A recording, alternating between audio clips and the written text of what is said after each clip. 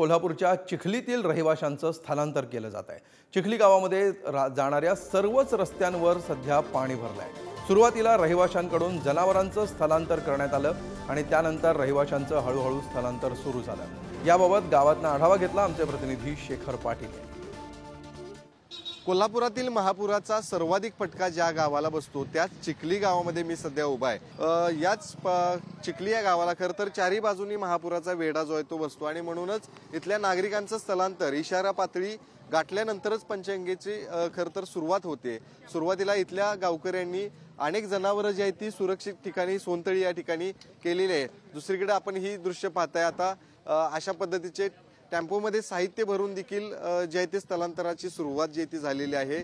मोठ्या प्रमाणात खाद्य आणि इतर गोष्टी ज्या आहेत त्या देखील सुरक्षित ठिकाणी हलवण्यासाठी लोक या ठिकाणी प्रयत्न करताना दिसत आहेत।